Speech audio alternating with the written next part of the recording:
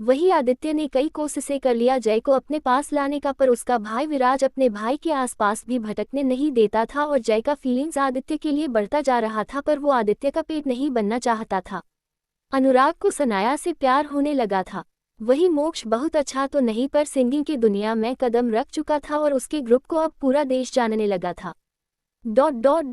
सुबह के 11 बज रहे थे और अनाया एडमिशन के लिए अपना फॉर्म फिल अप कर रही थी कॉलेज में। तभी उसका फ़ोन बजता है तो वो अपने फ़ोन को निकाल देखती है। इवान का कॉल था। अनाया कॉल रिसीव कर अपने कान से लगा कहती है, हाँ इवान। तभी इवान सवाल करता है, कॉलेज पहुंच गई? अनाया इवान के कॉलेज में ही एडमिशन ले रही थी। अनाया मुस्कुरा कर कहती है, हाँ फॉर्म ही फिल अप कर रही हूँ। ये सुन इवान कहता है, मैं आ रहा हूँ, फिर कॉल कट कर देता है। कुछ ही वक्त में इवान अनाया के पास आ जाता है और उसका हेल्प करने लगता है। तभी अनाया का फ़ोन बजने लगता है तो अनाया फ़ोन निकाल देखती है। विक्रांत का कॉल आता देख वो इवान की तरफ देखती है, फिर कॉल कट कर अनाया मैसेज कर देती है, मैं अभी इवान के साथ अपना एडमिशन प्रोसेस कर रही हूँ। वही विक्रांत कॉलेज के बाहर ही कार में बैठा था। जब वो ये मैसेज पढ़ता है कि वो इवान के साथ है तो विक्रांत का चेहरा डार्क हो जाता है और वो सिगरेट निकाल उसे जला विंडो को हल्का नीचे कर सिगरेट की कस लेने लगता है और उसका ध्यान कॉलेज गेट की तरफ ही होता है। वही अनाया सब कुछ करने के बाद इवान की तरफ देख मुस्कुरा कर कहती है, थैंक यू इवान। इतना कहने के बाद दोनों एक दूसरे को बाय करते हैं, फिर अनाया जाने लगती है। कॉलेज गेट से बाहर आने के बाद अनाया को विक्रांत का कार नजर आता है तो वो उस कार की तरफ जाने लगती है। कार के पास आने के बाद वो कार का दरवाजा खोल मुस्कुराते हुए विक्रांत की तरफ देखती है। विक्रांत का डार्क चेहरा और कार में स्मोकिंग की स्मेल को सूंघ गुस्से में कार के अंदर जा कहती है, आप सिगरेट पिए? इस सवाल को सुन और अनाया को गुस्से में देख विक्रांत कार डोर लॉक कर ड्राइवर से कहता है, श्याम बाहर जाओ। ये सुन वो कार से बाहर निकल चला जाता है। वही अनाया गुस्से में कहती है, आपने श्याम अंकल को बाहर क्यों भेजा? अनाया के सवाल को सुन विक्रांत अपने हाथ उसके कमर पर रख उसे अपने करीब कर अपने कठोर आवाज में कहता है, मुझे बिल्कुल पसंद नहीं जब तुम किसी और लड़के के करीब होती हो, और खास कर इवान के। वो मेरा भाई है पर तुम्हें पसंद करता है। विक्रांत के बातों को सुन अनाया कहती है, ये रीजन था आपका स्मोकिंग करने का?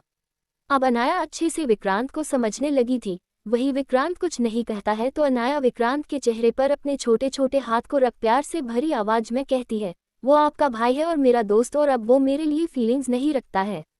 अनाया की बातों को सुन विक्रांत कहता है, मान लिया तुम्हारी बातें, अब मुझे किस करो। जब विक्रांत ये बात कहता है तो अनाया हैरानी से देखती है। तभी विक्रांत कहता है, जल्दी करो नहीं तो मुझे जलन होता रहेगा। विक्रांत की बातों को सुन अनाया के होंठों पर मुस्कान छा जाता है और वो विक्रांत के होंठों के करीब जा अपने होंठों को मिला देती है। वही दूसरी तरफ अमेरिका में आज ग्रुप में एक और इंडियन लड़का ऐड हुआ था जिसका नाम नील था। नील बहुत फ्लर्टी था। वो ग्रुप में ऐड होते ही सभी से दोस्ती कर लिया, पर मोक्ष उसका बहुत अच्छा दोस्त भी बन गया। आते के साथ साथ ही उसके साथ वो फ्लर्ट भी बहुत कर रहा था। जब से तुम्हारा गाना सुना हूँ इस ग्रुप में आने के लिए मैं मरा जा रहा था। वही उस ग्रुप का एक लड़का कॉलिन नील को देखे जा रहा था और सभी से फ्लर्ट करना। ये सब देख इरिटेट हो खड़ा हो जाता है और वहां से जाने लगता है। आज का दिन धीरे धीरे पार होने लगता है। अगले दिन इंडिया में आदित्य अपने मेंशन से बाहर निकल कार के पास जाता है और अपने कार में बैठ निकल जाता है। कुछ दूरी जाने के बाद उसे जय दिखता है तो वो जय के पास अपने कार को ले जा रोक देता है तो जय अचानक से कार के सामने आने से हैरान हो जाता है। तभी आदित्य कार से बाहर निकल जय के पास जा उसके हाथ को पकड़ लेता है। वही जय अपने हाथ को छुड़ाने का कोशिश करता है पर आसपास के लोगों को खुद के तरफ देखता पा वो शांति से आदित्य के साथ कार में बैठ जाता है। पर जैसे ही आदित्य कार स्टार्ट करता है जय गुस्से में चिल्लाकर कहता है, आप क्या कर रहे हो? इस सवाल को सुन आदित्य कोई जवाब न दे कार को रफ्तार से चलाते हुए जा रहा था। वही जय कहता है, मैं अपने भाई को कॉल कर दूंगा। मुझे पता चल गया है आप मेरे साथ वो सब इसलिए किए थे क्योंकि आपको मेरे भाई से दुश्मनी था। ये सुन आदित्य कार रोक देता है और जय की तरफ देख कहता है, क्या कह रहे हो तुम? आदित्य के इस बात पर जय कहता है, क्या ये झूठ है कि मेरा भाई आपके लिए काम करता था? क्या ये झूठ है कि आपके मेरे भाई को गलत समझा, उस पर झूठा इल्जाम लगाया? क्या ये झूठ है मेरे भाई का इतने साल मेरे साथ ना रहने का रीजन आप थे? जय की बातों को सुन आदित्य उसे हैरानी से देखता है। वही जय के आंखों से आंसू बहने लगता है और वो रोते हुए कहता है, क्यों क्यों क्यों मुझे आप जैसे इंसान से प्यार हो गया जिसने मुझे दर्द दिए, मेरे जान से ज्यादा प्यारे भाई को मुझसे दूर कर दिया, और अब क्या चाहिए आपको मुझसे? और इस्तेमाल करना चाहते हैं क्या? पर क्यों, आपके पास कमी थोड़ी है लड़कियों का, और आपको मुझ जैसे लड़के भी कई मिल जाएंगे। जय की बातों को सुन आदित्य अपने सीट बेल्ट को खोल जय के करीब जाता है और उसके चेहरे पर अपने हाथ को रख प्यार से उसके बहते आंसू को पोंछते हुए कहता है, मेरा तुम्हारे भाई के साथ बहस हुआ था, पर उसके साथ कुछ करने का प्लान मेरा नहीं था। जय, वो मेरे लिए मेरा दोस्त था। हाँ, मुझे ट्रस्ट इशू है, इसलिए मैं उस पर ट्रस्ट नहीं किया, पर उसे नुकसान मैं नहीं पहुंचाया था। इसके पीछे मेरे डैड का हाथ था। वो नहीं चाहते मेरे साथ कोई ऐसा हो जिससे मैं उन्हें अपने आप को इस्तेमाल करने ना दूं। पर मैं आज आज़ाद हूँ। और बात रहा तुम्हारा, तो हाँ, मैं तुम्हें इस्तेमाल कर रहा था, पर मुझे नहीं पता था तुम विराज के भाई हो। जब पता चला तो मैं इसलिए उसे ढूंढने के लिए एग्री हुआ था, क्योंकि मुझे जानना था आखिर हुआ क्या था, क्या सच था। और बात रहा उन लड़कियों का, तो मैं खुद को शांत करने के लिए खुद को सेटिस्फाई करता था, पर तुम्हारे आने के बाद उनसे मुझे सेटिस्फैक्शन नहीं मिलता, क्योंकि अब मुझे तुम्हारा लत लग गया है। मुझे नहीं पता इसे प्यार कहते या क्या, पर मुझे सिर्फ तुम चाहिए। आदित्य की बातों को सुन जय कहता है, क्या सिर्फ मैं आपके लिए काफी हूँ? क्या सच में आप मेरे अलावा किसी के करीब दोबारा नहीं जाना चाहेंगे? इस सवाल को सुन आदित्य अपने हाथ को उसके गाल पर प्यार से फेरते हुए कहता है, इन 1 साल में जब से तुम मुझसे दूर गए हो, जो भी लड़कियां मेरे करीब आई हैं, मैं उसे आधे में ही रोक दिया हूँ। क्योंकि मैं उन लड़कियों के साथ होता तो था, पर मेरा मन सिर्फ तुम्हारे यादों में खोया होता था। प्लीज एक बार मेरे पास आ जाओ। मैं वादा करता हूँ मेरे लिए सिर्फ तुम होगे, और मैं किसी और के करीब दोबारा कभी नहीं जाऊंगा।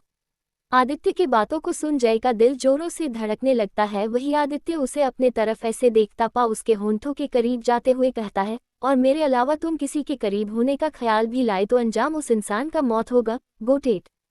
इतना कहने के बाद उसके होंठों को वो अपने होंठों में बसा प्यार से किस करने लगता है। ये किस बहुत अलग था। आज तक जो किस आदित्य ने जय को किया था, उससे बस जय को दर्द होता था, पर आज के किस में आदित्य को वो फील कर पा रहा था। वहीं दूसरी तरफ विराज घर पर ही लैपटॉप में कुछ काम कर रहा था। तभी घर का बेल बजता है, तो विराज अपना लैपटॉप बंद कर ये सोच कि जय होगा तो वो खड़ा हो दरवाजा खोलने चला जाता है। पर जब दरवाजा खोलता है तो उसे सामने माही खड़ी नजर आती है। माही को देख विराज सवाल करता है, तुम यहाँ क्या कर रही हो? इस सवाल को सुन माही कहती है, क्या जय घर पर है? ये सवाल सुन विराज नहीं मैं जवाब दे देता है, तो माही को सुकून मिलता है। वो झट से घर के अंदर आ कहती है, हम अंदर आकर सोफे पर बैठकर बात करते हैं। माही की हरकतें और बातें सुन विराज दरवाजा खुला ही छोड़ अंदर माही के साथ आता है और सोफे पर बैठ उसे देखने लगता है। वहीं माही विराज के बगल में आ बैठ जाती है, तो विराज अपने चेहरे को उसके तरफ कर उसे देखने लगता है। तभी माही गहरी सांस ले कहती है, ना बचपना, ना अट्रैक्शन, ना जल्दबाजी, बहुत सोची, खुद को टाइम दी, तब सोची ये सच में हुआ है इस बार। विस्मयादिबोधक चिन्ह, उद्धरण चिन्ह। माही के बातों को सुन विराज को समझ आ गया था। वो माही से नजरें फेर अपने सिर को झुका कहता है, ये मत कहना कि तुम्हें मुझसे प्यार हो गया है। इस बात को सुन माही कहती है, अगर मैं आपसे कही कि मुझे आपसे प्यार हो गया है, तो क्या बदले में आप मुझसे प्यार नहीं करेंगे? इस सवाल को सुन विराज को खुद पर बहुत गुस्सा आता है और वो अपने हाथ का मुट्ठी बना कहता है, माही मैं चाहता था तुम मुझसे प्यार करो। ये सुन माही बहुत खुश हो जाती है, पर दूसरे पल में ही उसकी खुशी गायब हो जाती है जब विराज आगे कहता है, पर इसलिए नहीं कि मुझे तुमसे प्यार था, इसलिए क्योंकि मैं तुम्हारे भाई से बदला लेना चाहता था। ये सुन माही हैरान हो जाती है और वो अपने हैरानी से भरे नज़र से विराज को देखने लगती है। तभी विराज आगे कहता है, मैं तुम्हारे भाई के लिए काम करता था, पर एक गलतफहमी की वजह से हम दोनों के बीच लड़ाई हो गया। फिर मेरे पीछे बहुत गुंडे पड़े थे और वो किसके होंगे तुम समझ सकती हो। उसके बाद मैं अपने परिवार से दूर हो गया और मेरे भाई को इतना स्ट्रगल करना पड़ा। इसके अलावा एक और बात है जो मैं तुम्हें नहीं बताना चाहता, क्योंकि वो तुम्हारा भाई है और मैं उसे तुम्हारे नज़र से नहीं गिराना चाहता, क्योंकि वो एक अच्छा भाई तो है पर एक अच्छा इंसान नहीं है। माही के आंखों से आंसू बहने लगता है और वो रोते हुए कहती है, मैं जानती हूँ मेरा भाई कैसा है, क्या किया है उन्होंने जिसका बदला आप मुझसे चुकाना चाहते थे। माही के इस बात को सुन विराज माही की तरफ देख कहता है, मुझे माफ कर दो, अगर तुम्हारा भाई अच्छा नहीं है तो मैं भी अच्छा नहीं हूँ, क्योंकि मैं भी वही करने वाला था जो तुम्हारे भाई ने किया, पर मुझसे वो हो नहीं सकता, क्योंकि तुम इतनी प्यारी हो कि तुम्हें हॉट करने से मुझे रोज हॉट होता था, इसलिए आज तुम्हें सच बता दिया। विराज के इस बात को सुन माही खड़ी हो कहती है, थैंक यू मेरा दिल तोड़ने के लिए और थैंक यू मुझे बदले के लिए इस्तेमाल करने के लिए, पर आगे भी आपको बदले के लिए मेरा इस्तेमाल करना तो कर सकते हो, क्योंकि मैं आपके बिना नहीं रह सकती हूँ। इतना कहने के बाद वो फुट फुट कर रोने लगती है और विराज बस उसे देखता रहता है। फिर माही वहां से जाने को थी, तभी विराज उसके हाथ को पकड़ अपने बाहों में खींच लेता है और उसे अपने सीने से लगा कहता है, मैं तुम्हें इस्तेमाल नहीं करना चाहता हूँ, पर अगर इससे आगे वो कुछ कहता कि तभी जो दरवाजा विराज ने बंद नहीं किया था उस दरवाजे को खोल जय के साथ आदित्य अंदर आता है। और जब वो माही को विराज के बाहों में देखता है तो उसकी आंखें दाग हो जाती है और वो गुस्से में विराज का नाम लेता है, विराज। अपना नाम सुन विराज और अपनी भाई का आवाज सुन माही दोनों ही आदित्य को देखता है। तभी विराज अपने हाथ खोल देता तो माही झट से उसके गोद से उठ जाती है। तभी आदित्य गुस्से में विराज के पास जाता है, वही विराज खड़ा हो जाता है। तभी आदित्य विराज का कॉलर पकड़ कहता है, तुम कैसे माही को इस्तेमाल कर सकते हो। तभी विराज अपने कॉलर से उसके हाथ हटा गुस्से में कहता है, तुम करो तो सही, मैं करूं तो गलत। तभी आदित्य गुस्से में कहता है, विराज मुझे नहीं पता था जय तुम्हारा भाई है। ये सुन चिल्ला कर विराज कहता है, जब पता चला तब भी तुम उसके साथ वो सब किए। ये तो शुक्र मनाओ मैं तुम्हारे जैसा घटिया नहीं था, इसलिए तुम्हारी बहन को छुआ तक नहीं, इनफैक्ट आज उसे सच भी बता दिया। अगर मुझे दिल के साथ खेलना होता तो आदित्य तुम जानते हो मैं ऐसा कर सकता था। ये सारी बातें सुन आदित्य अपना मुक्का बना विराज को मारने वाला था, पर विराज उसके मुक्के को पकड़ लेता है। वही माही और जय दोनों को देखने लगते हैं और साथ ही चिल्लाते हैं, आप दोनों प्लीज लड़ाई बंद करिए। दोनों के आवाज को सुन आदित्य और विराज रुक जाते हैं और माही जय एक दूसरे की तरफ देखते हैं। तभी जय कहता है, भैया आदित्य ने आपका एक्सीडेंट नहीं किया था। वही माही आदित्य से कहती है, और भैया विराज के दिल में मेरे लिए कुछ नहीं, ये मुझे वो बस साफ कर दिए। मैं हूँ जो अब भी प्यार करती हूँ, आपको एक्सेप्ट नहीं भी है फिर भी मैं विराज से प्यार करना चाहती हूँ, भले ही मुझे इस्तेमाल ही क्यों ना कर रहे हो आपसे बदला लेने के लिए। माही की बातों को सुन जय हैरान था, वही आदित्य और विराज भी। तभी माही विराज के पास आ कहती है, मुझे पता है आप मुझे दर्द नहीं दोगे कभी, भले मुझसे प्यार करो या ना करो, फिर भी मुझे अपना बना लो।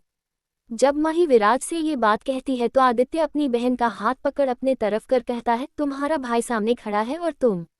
इससे आगे वो कुछ कहता कि तभी माही उसके बात को बीच में काट कहती है, मुझे नहीं पता आपने विराज के साथ क्या किया है भाई, पर इतना पता है विराज गलत नहीं है, क्योंकि अगर इन्हें मेरे साथ कुछ करना होता तो कर चुके होते, पर इन्होंने नहीं किया। पर आपने क्या किया है, क्या आप मुझे बता सकते हैं। आपको पता है भी आपसे इतना नफरत करने के बाद भी विराज ने आपके खिलाफ मुझे कुछ नहीं बताया। आखिर आपने विराज के साथ ऐसा क्या किया है एक्सीडेंट के अलावा। ये सुन आदित्य विराज को देखता है और कहता है, जय माही तुम दोनों रूम के अंदर जाओ। ये सुन वो दोनों एक दूसरे को बस देखते हैं। तभी विराज भी कहता है, जाओ अंदर जाओ। विराज की बात को सुन दोनों जाने लगते हैं तो ये देख आदित्य को बहुत गुस्सा आता है। गुस्से में वो अपने मन में कहता है, क्या इन दोनों के लिए मेरे बातों का कोई वैल्यू नहीं है। अपने मन में इतना कहने के बाद विराज को वो घूर कर गुस्से में देखता है। तभी विराज कहता है, बोलो क्या बोलना चाहते हो। इस बात को सुन आदित्य अपने गुस्से को कंट्रोल करते हुए सवाल करता है, तुम मेरी बहन से प्यार करते हो क्या।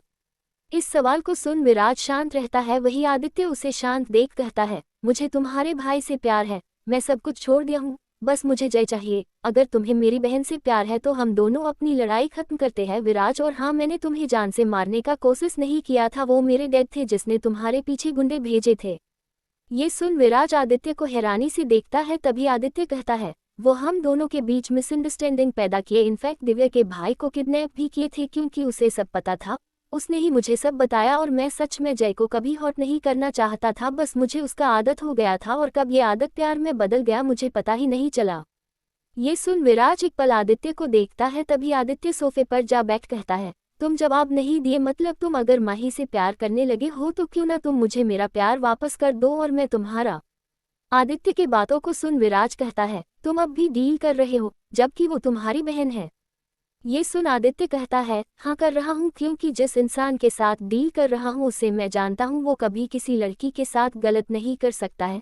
तुम्हारे पास मौका रहा है और लड़की भी बहुत आई है, पर तुमने एक नज़र उठाकर भी उनकी तरफ नहीं देखा है। ऐसे लड़के के साथ अपनी बहन का डील करने में मुझे थोड़ा भी हिचकिचाहट नहीं होगा। ये सुन विराज कहता है, पर मैं कैसे इस डील को हाँ करूँ जब मुझे पता है तुम कैसे हो। तो विराज के इस बात को सुन आदित्य विराज की तरफ देख कहता है, मैं मानता हूँ बहुत बुरा हूँ और शायद कभी ना सुधरूं, पर तुम्हारे भाई के लिए मैं लॉयल रहूंगा, उसका गारंटी दे सकता हूँ। चाहो तो तुम पूरा दिन मेरे पर नजर भी रख सकते हो। आदित्य के इस बात को सुन विराज सोफे पर बैठ अपने सिर को झुका कहता है, आदित्य मेरा भाई तुमसे बहुत प्यार करता है और तुम्हारे लिए वो हर दिन बहुत रोया है।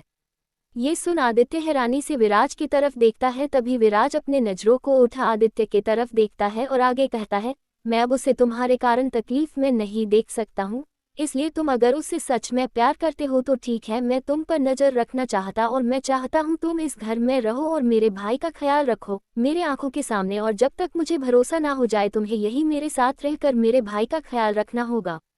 ये सुन आदित्य हैरानी से भरे नजर के साथ विराज को देखता है और कहता है, तुम चाहते हो मैं यहाँ रहूं? ये सुन विराज हाँ कहता है, फिर आगे कहता है, अगर तुम्हें जय चाहिए तो इतना करना होगा, नहीं तो भूल जाओ मैं तुम्हें जय को देने वाला हूँ। इस बात को सुन आदित्य अपने इरिटेशन से भरे आवाज में कहता है, ओके। ये सुन विराज के होंठों पर लाइट मुस्कान आ जाता है। तभी आदित्य फिर कहता है, मैं सब कुछ करने को रेडी हूँ, वैसे हम पहले की तरह साथ काम कर सकते हैं। विस्मयादिबोधक चिन्ह उद्धरण चिन्ह। आदित्य के इस बात को सुन विराज कहता है, नहीं दिव्या को मैंने बहुत कुछ कहा है और मैं वापस उस दुनिया में नहीं जाना चाहता जहाँ से मुझे अपनों को खोने का डर हो।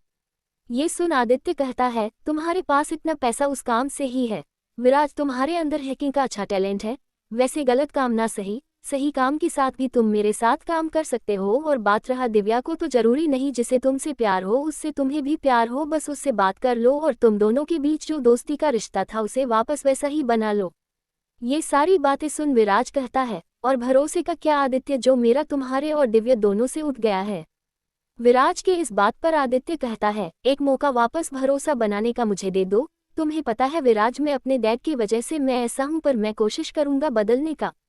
आदित्य की बातों में आज थोड़ा रिग्रेट दिख रहा था, तो विराज कहता है, तो सॉरी बोलो मुझे। ये सुन आदित्य का चेहरा कठोर हो जाता है। आदित्य कुछ भी कर सकता है किसी के लिए, पर सॉरी थैंक यू उसकी जुबान से कभी नहीं निकल सकता है। वही आदित्य के एक्सप्रेशन को देख विराज हंसने लगता है, तो आदित्य चिढ़ते हुए विराज को देखता है। तभी विराज हंसना बंद कर कहता है, आदित्य कभी कभी एक सॉरी से बहुत कुछ ठीक हो सकता है। विराज के इस बात पर आदित्य विराज को देखता है और कहता है, पर मुझे ये वर्ड सिर्फ जय को बोलना चाहिए, क्योंकि मिसअंडरस्टैंड तो तुम्हें भी हुआ था कि मैं तुम्हें जान से मारना चाहता था और वो गुंडे मेरे थे और जय को मैंने तुम्हारे कारण अपने पास रखा था। आदित्य की बातों को सुन विराज कहता है, फाइन तो जाओ मेरे भाई से माफी मांगो अपने घुटने के बल बैठकर। ये बातें सुन आदित्य विराज को घूर कर देखता है, फिर खड़ा हो कहता है, फाइन। अपना एक शब्द कहने के बाद वो रूम के अंदर जाने लगता है, तो विराज भी खड़ा हो उसके पीछे जाने लगता है। दोनों रूम के पास आ जाते हैं। विराज दरवाजे से टिक खड़ा हो जाता है। वही आदित्य माही जय के हाथ को पकड़े बैठे देखता है, तो आदित्य अपनी बहन को घूर कर देखता है। वही माही को अभी भी नहीं पता था आदित्य और जय के बारे में। वही आदित्य वहां पहले तो अपनी बहन का हाथ जय से अलग करता है, फिर कहता है, ऐसे हाथ मत पकड़ा करो जय का। आदित्य की जलन से भरी हरकतों को देख विराज के होंठों पर हल्की मुस्कान आ जाती है। वही माही को कुछ समझ नहीं आता है। तभी आदित्य अपने घुटने के बल जय के सामने बैठ जाता है। ये देख माही और हैरान हो जाती है, पर जब आदित्य कहता है तो माही के होश उड़ जाते हैं। जय, मैं तुम्हारे साथ बहुत गलत किया हूँ, सॉरी, पर एक बार मुझे मौका दो। मैं तुम्हें एहसास दिलाना चाहता हूँ कि मैं तुमसे कितना प्यार करता हूँ। ये सुन माही चिल्ला पड़ती है, भैया आप ये क्या कह रहे हैं? अपनी बहन का सवाल सुन आदित्य उसे देख कहता है, जो सुना अब चुप रहो। आदित्य जैसे उसे डांट कर चुप किया तो माही का मुंह बन जाता है और वो अपने मन में कहती है, मेरे प्यार का चल रहा था बात, अचानक से भैया का प्यार वो भी जय के लिए कहाँ से शुरू हो गया। वो अपने मन में ये कह रही थी। वही जय अपने भाई की तरफ देख रहा होता है। तभी विराज कहता है, मुझे पता है तुम आदित्य को पसंद करते हो। ये सुन माही कहती है, मतलब भैया थे जिसके बारे में उस दिन तुम कह रहे थे। तभी आदित्य फिर कहता है, तुम थोड़ी देर चुप नहीं रह सकती हो। ये सुन गुस्से में माही अपने भाई को देखती है। वही आदित्य जय की तरफ देखने लगता है, तो जय कहता है, आप मुझसे प्रॉमिस करो आप। इतना क्या वो रुक जाता है, सभी के सामने उसे बात करने में बहुत ऑकवर्ड फील हो रहा था। तो विराज कहता है, माही मेरे पास आओ। ये सुन माही उठ विराज के पास जाने लगती है। वही आदित्य मुड़ विराज को देखता है, तो विराज भी आदित्य को देखता है, फिर माही को अपने साथ ले जाने लगता है। अपने साथ उसे हॉल में लाने के बाद उसे बैठने का कहता है, तो वो सोफे पर बैठ जाती है। तभी उसके बगल में विराज बैठ जाता है और सवाल करता है, तुम्हें ये बात सुन अजीब लग रहा होगा ना? इस सवाल पर माही अपने सिर को ना मैं हिला कहती है, बल्कि मैं खुश हूँ, भैया और जय को जो चाहिए वो मिल गया, अब दोनों ही खुश रहेंगे। ये सुन विराज कहता है, तुम खुश नहीं होना चाहती हो?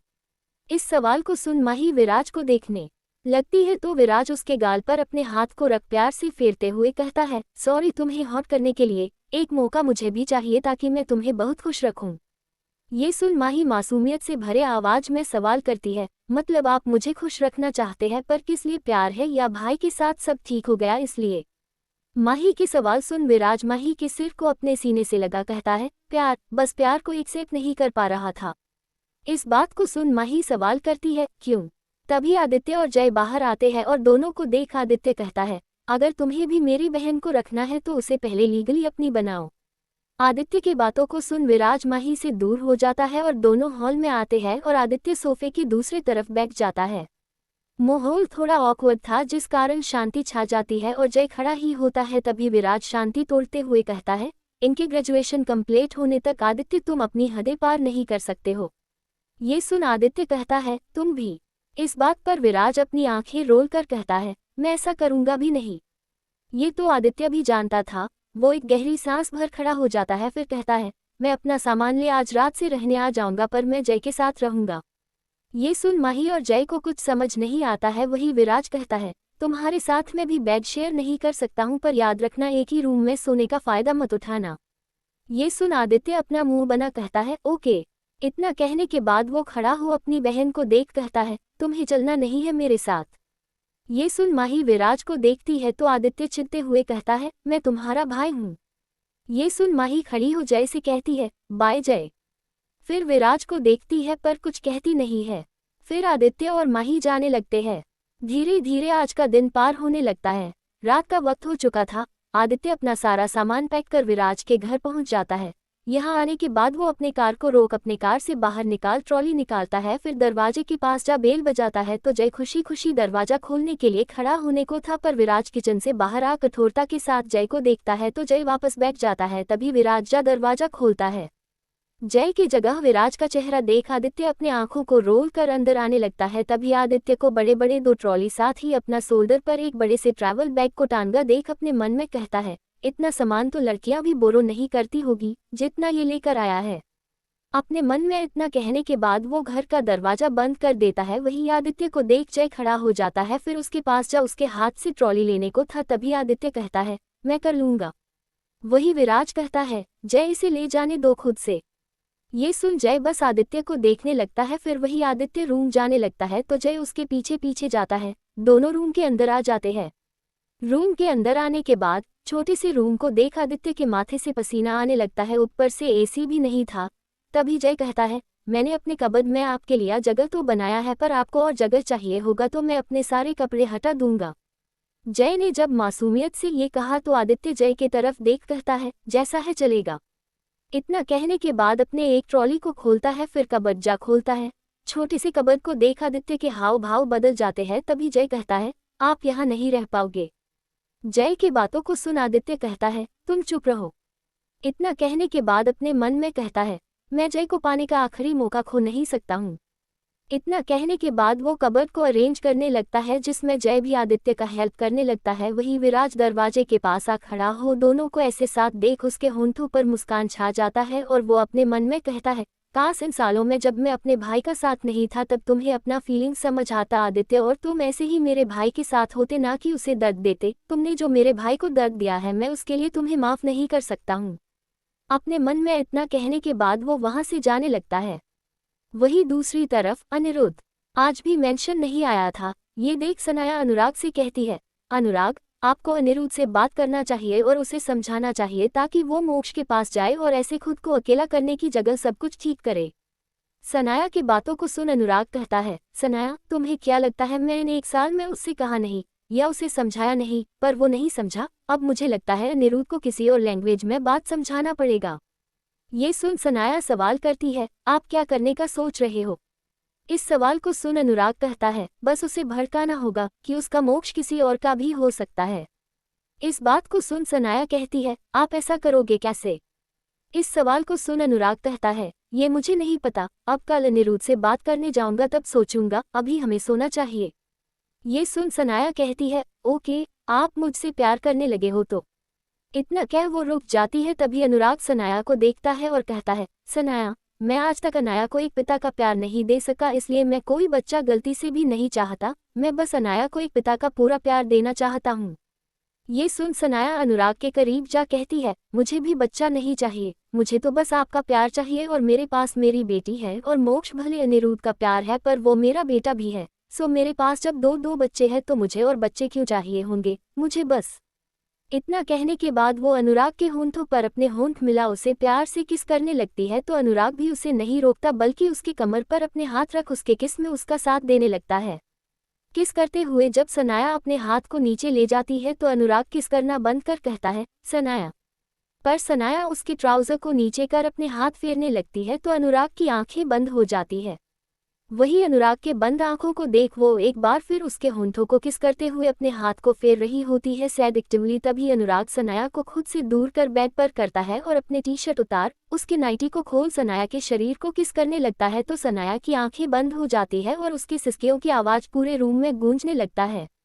तभी अनुराग किस करते हुए नीचे आ उसके पैरों के बीचों बीच आ जैसे ही किस करता है तो सनाया सिहर सी जाती है और वो अनुराग के बालों पर अपने हाथ फेरने लगती है। वही सनाया की आवाज़ें सुन अनुराग भी अपना कंट्रोल खोते हुए उसे किस करना बंद कर अपने लोअर पार्ट को सेट कर उसके अंदर प्रवेश कर रहा होता है तो सनाया को अपने बॉडी में बहुत दर्द होने लगता है। ये देख अनुराग उससे दूर होने को था पर सनाया उसे खुद से दूर जाने नहीं देती है। फिर अनुराग भी खुद को ना रोक उसके अंदर इंटर कर देता है और धीरे धीरे उसे प्यार देने लगता है। ये वक्त धीरे धीरे पार होने लगता है और करीबन 2 घंटे के बाद दोनों एक दूसरे से अलग हो जाते हैं। फिर अनुराग सनाया को अपने बाहों में भर उसके माथे को प्यार से चूम कहता है, सो जाओ। ये सुन सनाया भी मुस्कुरा देती है और अपनी आंखें बंद कर लेती है। फिर धीरे धीरे ये रात गुजरने लगती है। सुबह का वक्त हो चुका था। दूसरी ओर जय का नींद खुल जाता है और वो अपने आप को बेड पर अकेला पाता है। फिर वो जैसे ही बेड से उतरता है रूम के अंदर आदित्य आता है और वो पसीने से लथपथ होता है।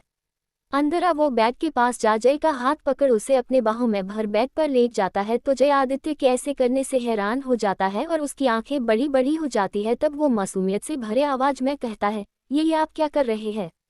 इस सवाल पर आदित्य उसे अपने बाहों में और कस के जकड़ लेता है और अपने सेडिक्टिव आवाज में कहता है, दिख नहीं रहा है, आराम कर रहा हूँ।